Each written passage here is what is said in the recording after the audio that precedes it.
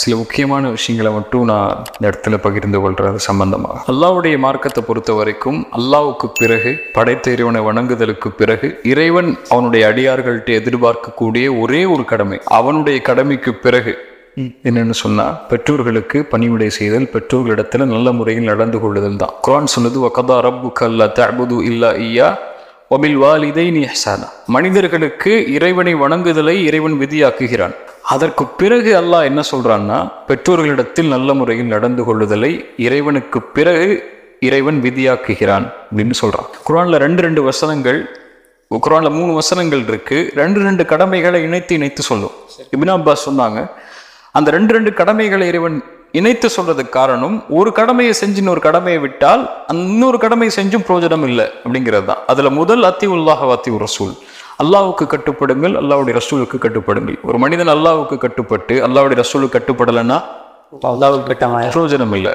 ரெண்டாவது அக்கீமுஸ் ஸலாவாத்து ஸக்கா, தொழுகை நிறைவேற்றுங்கள், ஜக்காத்தை கொடுங்கள். இப்போ ஒருவன் தொழுகை நிறைவேற்றா ஜக்காத்தை கொடுக்கலன்னா அவன் தொழுகை நிறைவேற்றியும் பிரயோஜனம் இல்லை. அதே மாதிரி தான் குர்ஆன் சொல்லுது, அனிஷ்குருலி வலிவாரிதைக்க, எனக்கு நன்றி செலுத்துங்கள், இந்த உலகத்துல நான் தான் உங்களை படைத்த.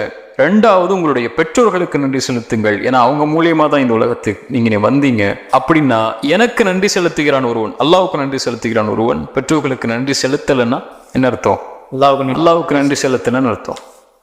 அல்லாஹ்வுடைய மார்க்கத்தில் முதன்மைப்படுத்தக்கூடிய காரியம் அல்லாவை வணங்குதலுக்கு பிறகு அப்படின்னு சொன்னா பெற்றோர்களிடத்தில் நல்ல முறையில் நடந்து கொள்ளுதல் தான். இந்த தீன்ல ஒரு மனிதன் இறைவனிடத்தில் நெருங்குவதற்குரிய முதல் காரியம்னு, என்னை ரப்ப நான் திருப்திப்படுத்தணும், என் ரப்பிட்ட நல்ல ஒரு அடியானா இருக்கணும்னு எனக்கு ஒரு அளவீடு இருக்கணும்னா, அது முதல் அளவீடே நீங்க பெற்றோர்கள்ட்ட எப்படி நடந்து கொள்றீங்களோ அதை பொறுத்து அமையும். ரெண்டாவது, இறைவனிடத்துல நீங்க மிகப்பெரிய கெட்டவராக, இறைவனுக்கு நன்றி செலுத்தாத ஒரு அடியானாக ஆகுவதற்கு, இறைவனை மறுப்பதற்கு பிறகு ஒரு பெரிய பாவத்தை நீங்க செய்யணும்னா, உங்க பெற்றோர்களிடத்துல போய் நோவினை செஞ்சிருங்க, உங்க பெற்றோர்களை காயப்படுத்திடுங்க, உங்க பெற்றோர்கள் கண்ணீர் வடிக்கிறது காரணமாயிருங்க, உங்கள் பெற்றோர்கள் உங்களை வெறுக்கிறது காரணமாயிருங்க, அவ்வளவுதான் போதும். இறைவனை மறுப்பதற்கு பிறகு ஒரு பெரிய பாவம் அல்லாஹ்வுடைய தீன்ல அதுதான், அல்லாஹ்வுடைய மார்க்கத்தில் அதுதான். அல்லாஹ்வுடைய தூதர் ஸல்லல்லாஹு அலைஹி வஸல்லம் சொன்னாங்க, நாளை மறுமையில் ஒரு அடியானை இறைவன் பார்க்கவே மாட்டான் 3 கூட்டத்தாரை. அதில் முதல் கூட்டத்தார் பெற்றோர்களுக்கு மாறு செய்யக்கூடிய கூட்டத்தார், பெற்றோர்களுக்கு நோவினை செய்யக்கூடியவர்கள். இறைவன் நாளை மறுமையில் ஒரு மனிதன் எவ்வளவு செயலை செய்து வந்தாலும் இந்த செயல் இருந்தால் எந்த ஒரு செயலையும் அங்கீகரிக்க மாட்டான். அந்த செயல் அல்லாஹ்வுடைய தூதர் சொன்னாங்க, பெற்றோர்களுக்கு நோவினை செய்கிறது. ஸல்லல்லாஹு அலைஹி வஸல்லம் சொன்னாங்க, ஒரு மனிதன் நாசமாகுவான். பிறகு சொன்னாங்க ரகிபான் ஃபுஹு, அவன் நாசமாகுவான். சும்ம ரகிமான் ஃபுஹு, பிறகும் நாசமாகுவான்.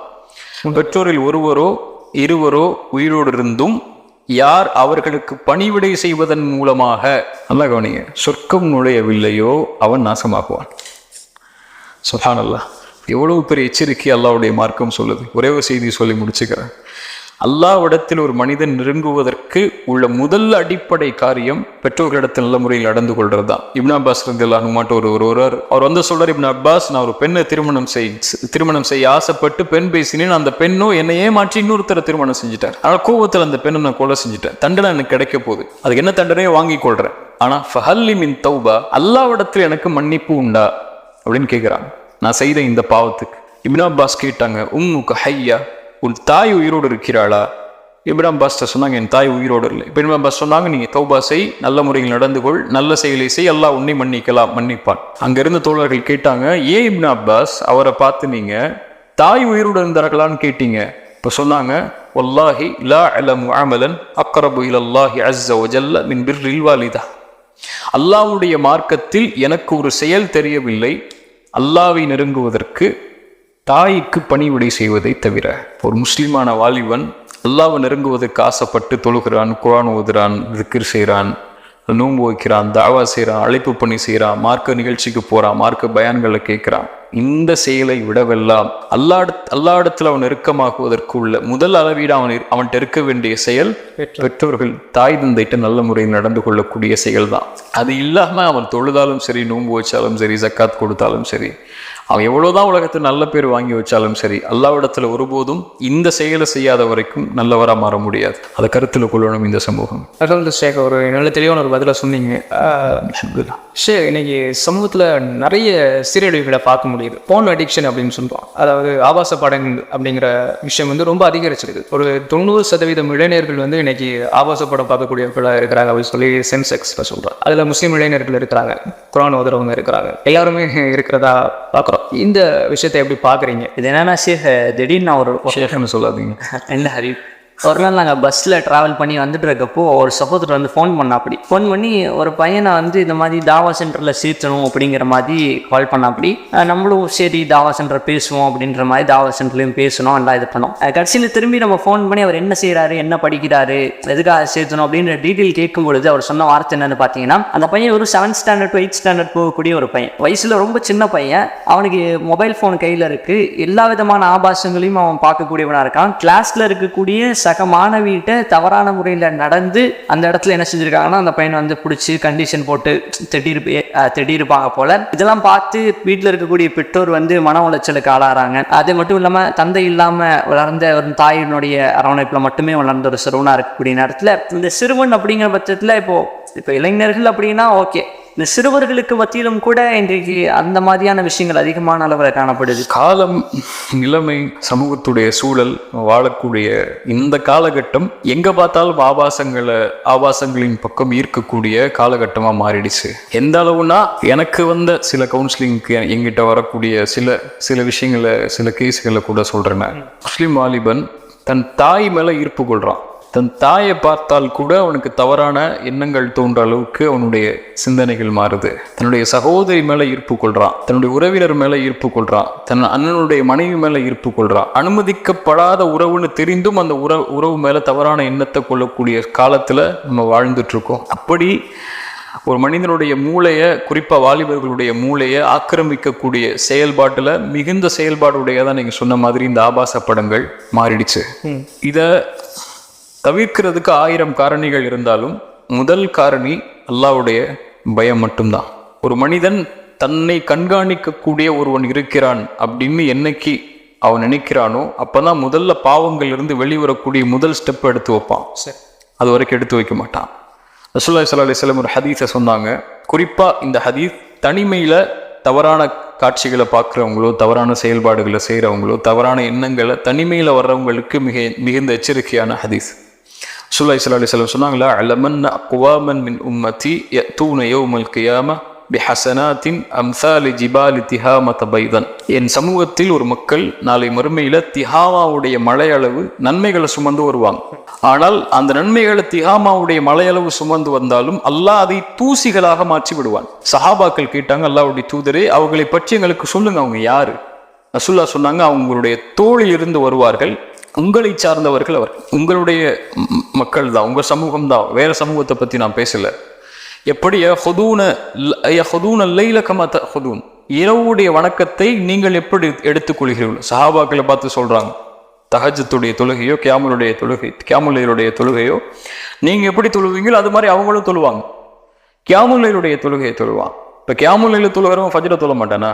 கியாமுல்லைல தொழுகிறவன் 5 வக்து தொழுகை தொழ மாட்டான், நோன்பு வைக்க மாட்டானா? எல்லா காரியங்களையும் செய்வான்.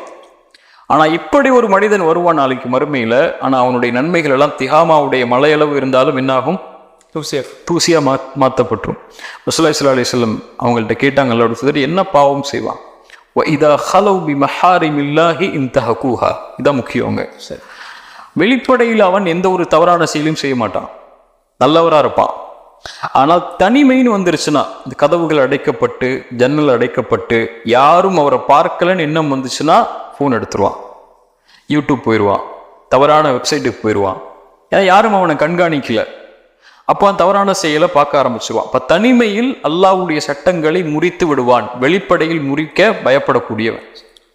வெளிப்படையிலே பயப்படுறான். அப்போ அவன் சமூகம் பார்க்கும், பெற்றோர் பார்த்துருவாங்க, அண்ணன் பார்த்துருவான், தம்பி பார்த்துருவா, அல்லது வேலைக்காரங்க இருக்காங்க அவங்க பார்த்துருவாங்க, ஃப்ரெண்டு பார்த்துருவான், ஆசிரியர் பார்த்துருவாங்க அப்படின்னு வெளிப்படையில பயப்படுவான்.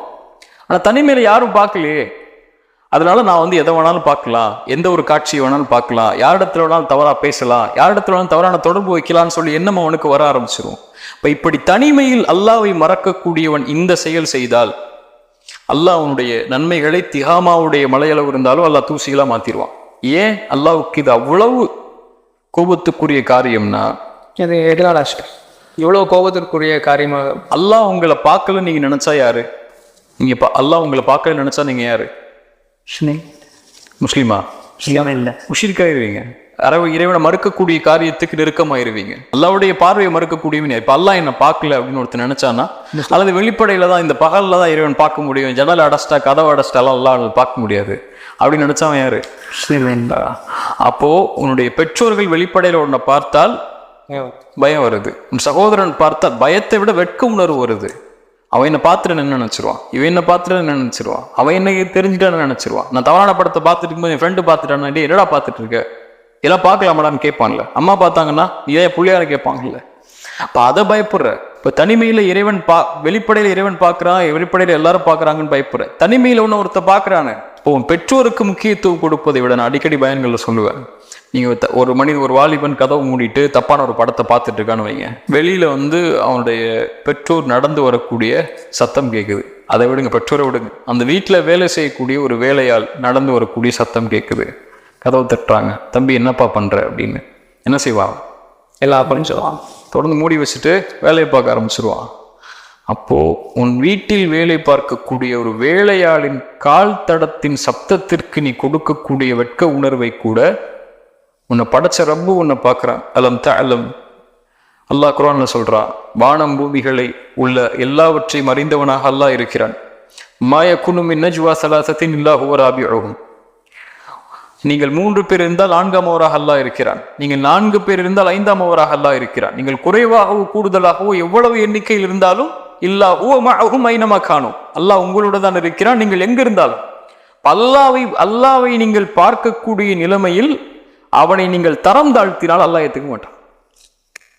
உன் தாய்க்கு கொடுக்கக்கூடிய கண்ணியத்தை கூட, உன்னோட வாழக்கூடிய சக மனிதனுக்கு கொடுக்கக்கூடிய கண்ணியத்தை கூட, அந்த வெட்க உணர்வை கூட அல்லாவுக்கு நீ கொடுக்கலன்னு சொல்லா எல்லாம் எப்படி ஏற்றுக்கொள்வான்? இப்ப மிகப்பெரிய பாவம் அது, மிகப்பெரிய குற்றம் அது.